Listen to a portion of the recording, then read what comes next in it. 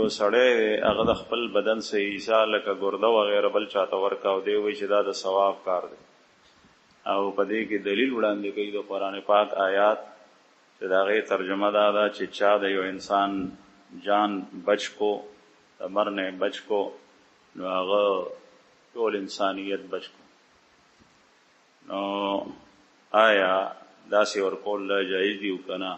جبکې مونږ اورېدلي دي چې دا د الله پاک امانت دی او د الله جل شانه امانت کې خیانت نشي کولی بهر حال انسان د خپلو اعضاو مالک نه دی چې یو سړی ووایي چې زما دا سترګه زما نه واخلئ او به فلانکي دی ورکوي دا ګرده زما نه واخلئ فلانکي ته ورکوي دی د دې مالک نه دی د دې مالک الله دی دا تا ته مستعار دا اندامونه الله جل شانه درکړي دي ته استعمالو لیکن ته نه خرڅولی شي نه بل چا ته ورکولی شي حرام دی او چې کوم آیت کریمه دی د قرآن پاک د هغې مطلب دا دی چې د هغه د بچ کولو د انسان جایز طریقې سره منډه تړله وایي دا مطلب خو نه دی چې ته په ناجایز طریقه باندې هغه بچ